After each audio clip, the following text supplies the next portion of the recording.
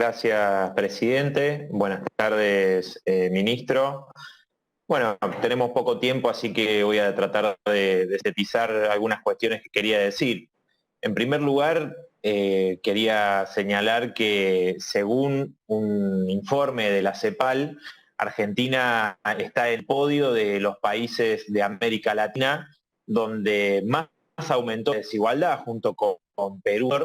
Es decir, que los ricos son más ricos y los pobres son más pobres, esto durante los meses de la pandemia. También hay datos que se desprenden de este informe que plantean que el gasto para paliar la pandemia en la Argentina ha sido inferior al de otros países de la región en porcentaje del PBI, que fue alrededor del 3,9, comparado, por ejemplo, con Perú, que fue 4,8, o Chile 5,7, Brasil 4,6. Creo que estos datos muestran lo insuficiente realmente de medidas que se han tomado.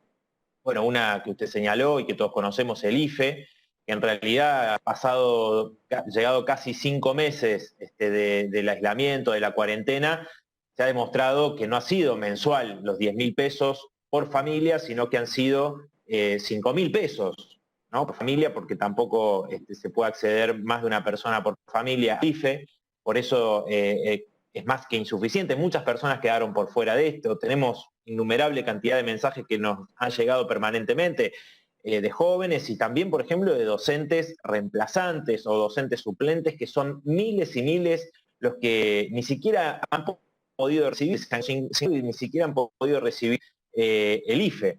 Y entonces, me parece que el gobierno ha dado la espalda a planteos que hemos hecho desde el Frente Izquierda, muchos planteos, entre otros, por ejemplo, el tema de un impuesto a las grandes fortunas, que entre otras cosas podría permitir otorgar una asignación específica de un IFE o ingreso de emergencia de 30.000 pesos a todas aquellas personas que se quedaron sin ingresos, ¿no? Sean informales, pequeños comerciantes, etcétera. Entonces digo, acá hay un tema que hace a que mientras los ricos se hacen más ricos, los sectores más vulnerables de la población, la clase trabajadora, los sectores más humildes, han sido los que más han sufrido las consecuencias de la pandemia. Entonces, digo, el gobierno contempla la posibilidad de aumentar el IFE frente a esta situación donde vemos cómo avanza aún más la pobreza. Por otro lado, quería plantearle que según el informe de UNICEF que todos conocemos, que dice que en diciembre el 63% de niñas, niños estarían por debajo del límite de la pobreza, también uno de sus representantes decía que duplicar, por ejemplo, la asignación universal por hijo implicaba un 0,14 del producto. Y si el gobierno ha tomado o ha considerado la posibilidad de esta medida que según el representante de UNICEF podría dejar a muchas niñas de salir de la indigencia. Es una medida mínima, absolutamente mínima. Nosotros hemos planteado muchísimas que apuntan en ese sentido, pero como decía, no han sido contempladas. También quería saber por qué no se ha otorgado el ATP a los trabajadores de las fábricas recuperadas, porque se los ha discriminado frente a las empresas privadas sin darles la posibilidad de tener ese ingreso, y tienen un ingreso muy inferior las trabajadoras y trabajadores recuperadas.